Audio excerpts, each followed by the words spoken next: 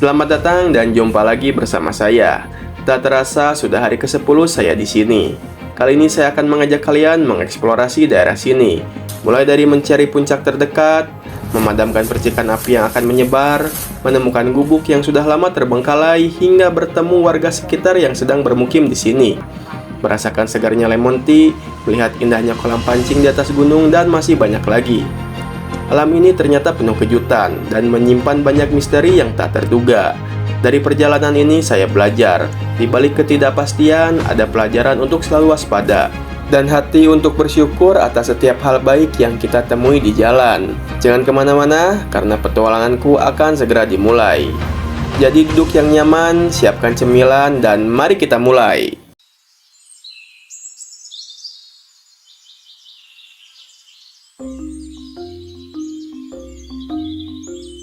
Sudah 10 hari aku tinggal dan hidup di gubuk bambu ini. Setiap sudut hutan makin terasa seperti rumah sendiri. Hari ini waktunya bergerak lagi, memotong dan merapikan ranting-ranting yang jatuh di sekitaran sini untuk dijadikan kayu bakar. Sederhana saja, tapi setiap potongan membawa arti. Memanfaatkan apa yang alam berikan tanpa merusak apa yang masih tumbuh dan hidup. 10 hari di gubuk bambu ini, sekarang waktunya melangkah lebih jauh. Aku mau mengeksplorasi sekeliling daerah ini, mencari bukit terdekat, sekaligus mengamati dan mengenal beragam tumbuhan serta kekayaan alam yang tumbuh di sini. Semakin kita kenal hutan ini, semakin kita paham cara untuk menjaganya. Sebelum berangkat mengeksplorasi hutan dan mencari puncak terdekat, aku selesaikan dulu hal kecil tapi penting, membuat sapu untuk membersihkan halaman gubuk. Bahannya dari bambu yang kuraut tipis-tipis, lalu disusun dan diikat menjadi satu. Sederhana saja, tapi cukup kuat supaya tempat tinggal tetap rapi, bersih, dan nyaman sebelum melangkah pergi. Dari apa yang ada di sekitar, kita buat bermanfaat. Kerapihan adalah awal dari setiap perjalanan yang baik. Di sini aku membuat sapu ala kadarnya saja. Tidak terlalu bagus, yang penting bisa dipakai untuk membersihkan tempatku di sini. Sebenarnya, aku baru pertama kali membuat sapu dari bambu, bermodalkan tutor dari media sosial, dan aku praktekkan sekarang. Semoga saja videoku membuat sapu ini bisa menginspirasi kalian, ya walaupun sapunya kurang bagus. Awalnya aku membuat dari batang bambu yang sudah kering, tapi tidak begitu bagus karena kurang lentur dan cepat patah. Aku buat ulang dengan bambu yang masih basah agar tingkat kelenturannya bagus. Dan ternyata memang bisa. Caranya, aku potong bambu menjadi 2 bagian. Selanjutnya, aku raut bambu tersebut hingga seperti sisir. Setelah itu, aku satukan menyerupai sapu. Tak lupa, aku juga membuat gagangnya agar mudah saat dipegang. Untuk memperkuat sapu tersebut, tak cukup paku saja. Aku juga mengikatnya dengan tali agar lebih kokoh saat digunakan. Di depan gubuk ini terdengar suara burung yang sedang bernyanyi, diiringi suara dedaunan yang tertiup angin, seolah-olah menjadi senandung yang menenangkan, membuat pikiran menjadi lebih rileks dan lebih jernih.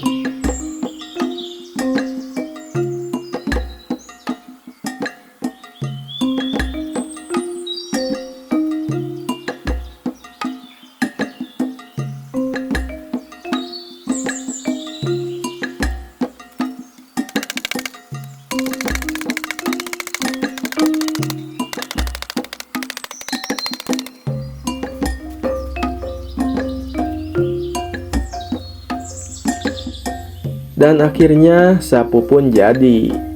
Ya walaupun tidak bagus dan tidak rapi, tapi lumayan bisa digunakan untuk membersihkan area gubuk ini. Karena kalau tempatnya bersih, terasa lebih indah saat dipandang dan nyaman saat ditempati. Di sini aku langsung mencobanya. Ternyata hasilnya tidak begitu buruk. Bisa dipakai juga. Ketika aku membuat sebuah benda seperti ini, terasa lebih bermakna. Bukan tentang sapunya, tapi tentang bagaimana kita memanfaatkan apa yang ada di sekitar. Dari sepotong bambu menjadi benda yang lebih bermanfaat. Setelah membersihkan area sekitar, aku beristirahat sejenak, sambil menikmati suasana ditemani secangkir kopi panas. Mencari kebahagiaan tidak terlalu sulit.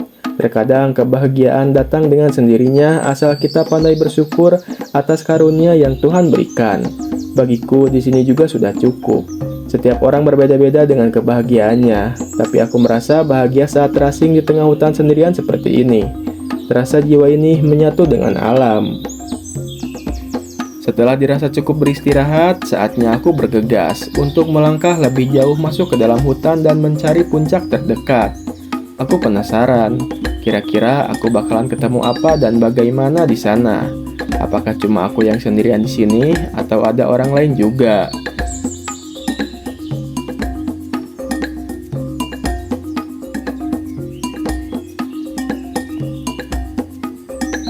Singkatnya, aku tiba di area terbuka, jadi lumayan cukup panas, karena cuaca sedang terik saat ini. Dari sini sudah terlihat pemandangan pemukiman di bawah. Aku lanjut melangkah lebih tinggi ke atas.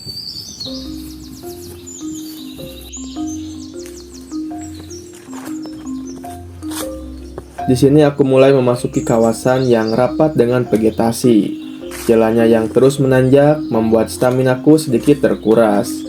Aku melihat kepulan asap tipis, berarti menandakan ada orang di sana. Aku akan menghampirinya, semoga saja warga lokal yang ada di sana, agar aku bisa bertanya di mana puncak terdekat. Sial, bukannya orang yang kutemui, tapi malah api yang sedang merambat. Aku langsung memadamkannya agar tidak menyebar lebih jauh.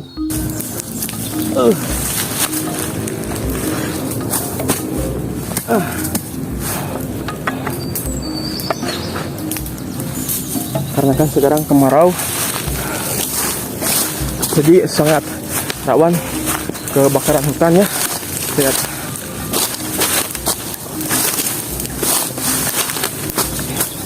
Kita mencoba agar tidak merambat atau memperbesar.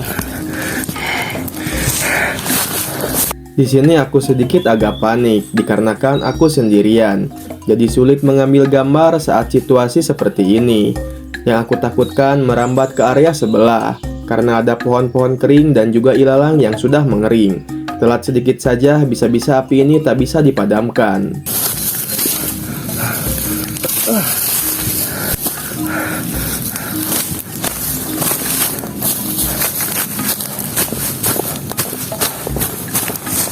Aku memadamkan api tersebut dengan apa yang ada di sekitar, seperti rumput dan juga dengan cara menginjak-injaknya dengan sepatu agar apinya cepat padam.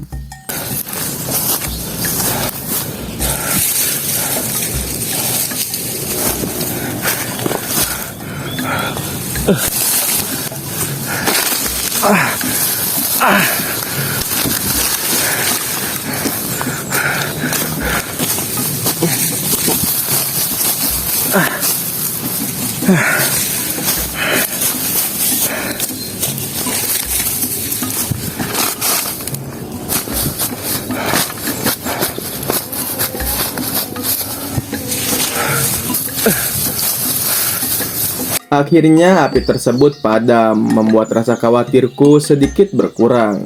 Karena kalau kebakaran hutan sudah terjadi dan lebih besar, akan sulit dipadamkan. Akan ada akibat yang terjadi kalau gunung atau hutan gundul. Tidak hanya berimbas kepada satwa yang tinggal di sini saja, tapi kita juga akan merasakannya. Contoh seperti tanah longsor yang turun ke pemukiman atau banjir.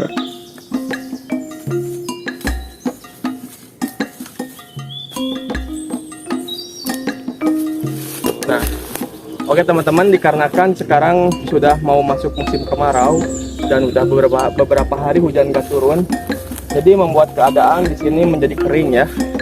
Nah, saya himbau buat misalnya petani atau siapa pendaki yang mau naik ke gunung di saat sedang kemarau seperti ini atau banyak rumput yang kering, ketika sedang memasak air atau menyalakan api, tolong dimatikan lagi. Kalau enggak misalnya ada yang merokok, please jangan buang puntung sembarangan ketika sedang kering seperti ini, karena resikonya bisa kalian lihat sendiri belakang saya. Ini untung masih tergolong kecil ya, nggak sampai menyebar ke sana, dan untungnya masih ketemu sama saya. Pokoknya segitu saja pesan dari saya, oke?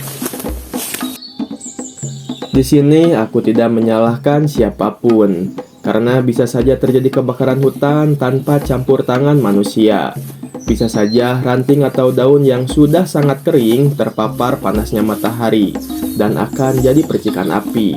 Tapi kita juga harus antisipasi dan jaga-jaga. Kalau misalnya kita menyalakan api di hutan, setelah selesai alangkah baiknya dipadamkan kembali agar tidak terjadi hal yang tidak diinginkan.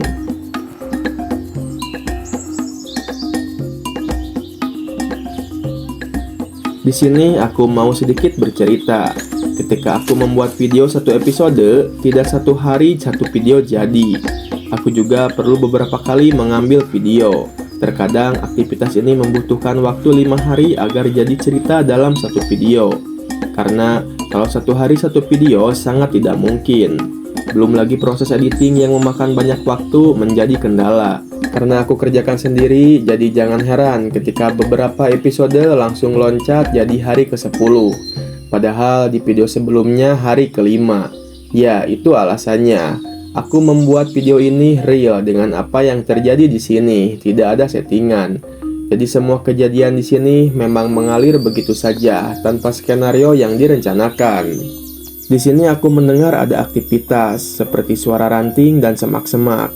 Aku harus sedikit waspada, takutnya ada binatang seperti babi hutan atau ular.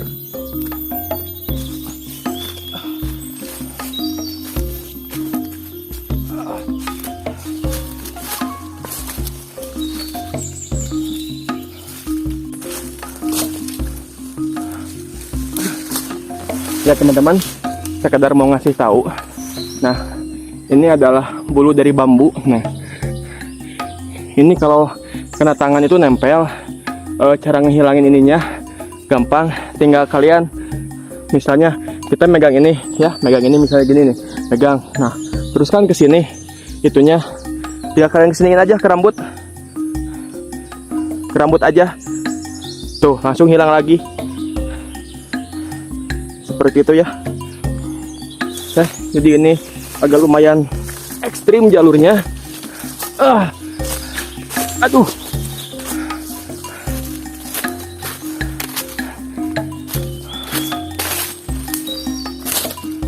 Aku di atas melihat gubuk.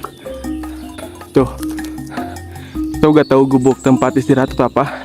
Kita akan ke sana ya. Kita akan melihat ada apa di sana. Di sini aku menemukan sebuah gubuk. Aku akan menghampirinya. Medan di sini lumayan cukup terjal. Aku juga agak kesulitan.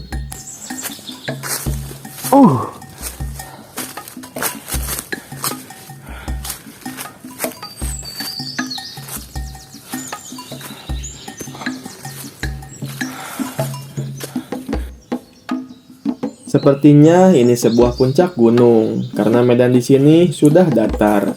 Tapi mungkin bukan puncak yang utama. Dan ternyata gubuk ini adalah tempat untuk beristirahat Dripper Trail. Mungkin kalian yang suka terabas ke daerah sini sudah tak asing lagi dengan tempat ini. Aku beristirahat dulu sejenak untuk melepas rasa lelahku.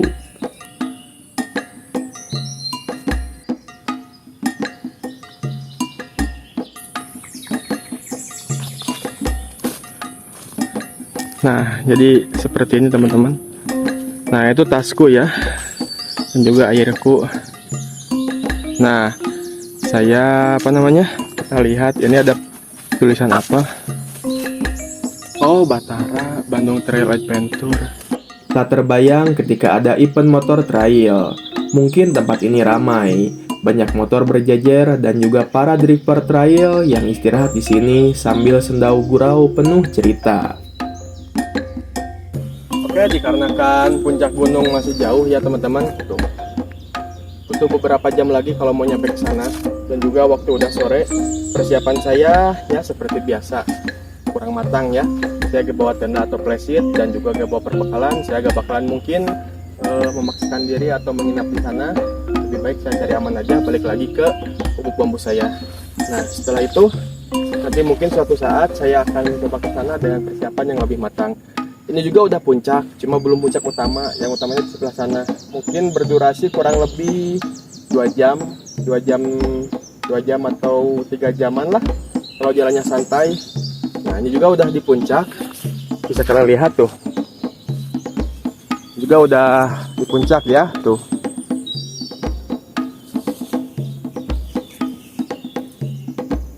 Cuma masih belum puncak utama. Di sini aku akan kembali ke gubuk bambuku. Ya, meski tidak menemukan makanan, tapi setidaknya aku membawa cerita yang penuh makna tentang perjalananku di sini dan apa saja yang ku temui. Segala yang ada di sekeliling kita, pohon yang rindang, aliran air yang jernih, udara yang sejuk, dan setiap makhluk yang hidup di sini, semua adalah karunia agung dari Tuhan yang patut kita syukuri sepenuhnya. Menjaga dan melestarikan alam bukan sekedar kewajiban, melainkan bentuk rasa terima kasih yang nyata. Gunakan apa yang ada dengan bijak, jangan merusak atau menyia-nyiakannya. Ingatlah, alam adalah rumah kita bersama. Jika kita merawatnya dengan baik, ia akan senantiasa memberi manfaat dan perlindungan untuk kita dan juga generasi yang akan datang.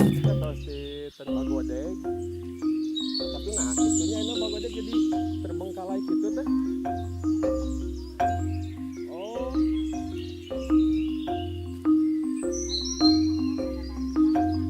Mohon.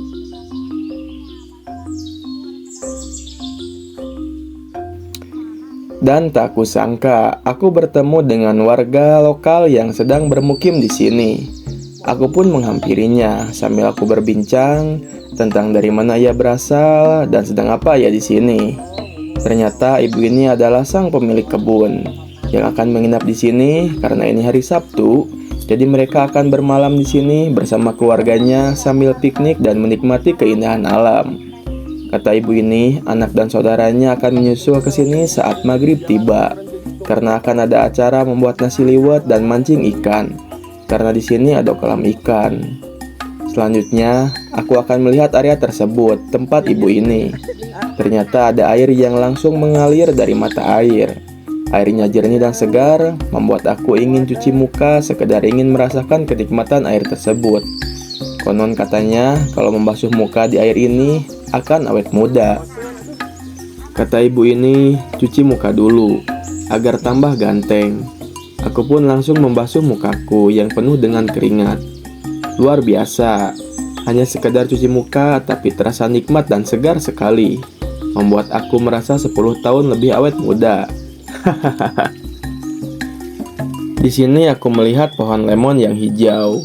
Buahnya juga bagus, terlihat sehat, menandakan bahwa pemilik kebun ini rajin dan pandai menjaga tumbuhannya. Setelah itu, aku lanjut untuk melihat-lihat kolam ikan. Ternyata memang benar, tidak ada kata tidak mungkin selagi kita berusaha. Tak terbayang bagaimana usaha bapak ini membuat kolam di atas gunung. Dari mulai menyalurkan air dari mata air, hingga menggali kolam yang cukup besar sendirian. Aku bertanya kepadanya, bagaimana ini dibuat dan berapa lama. Kata si bapak, dulu membuat kolam ini tidak langsung besar, tapi digali sedikit demi sedikit hingga sampai seperti ini. Pesan yang bisa kita ambil dari sini, tidak ada yang tidak mungkin kalau kita berusaha dengan sungguh-sungguh. Dan setiap usaha sekecil apapun, pasti akan ada hasilnya.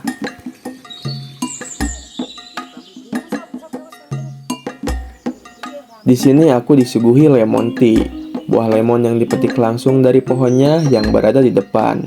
Rasa lemon yang asam segar berpadu dengan teh manis terasa lebih enak dan nikmat, membuat badan ini kembali bertenaga.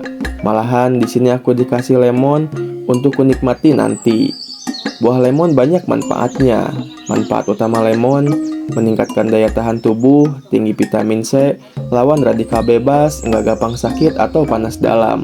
Bantu hidrasi dan cegah kram, ada kalium dan elektrolit alami. Oke teman-teman, nah kita disuguhi ini lemon tea ya. Langsung metik dari pohonnya. Dan ini apa namanya? Lemonnya.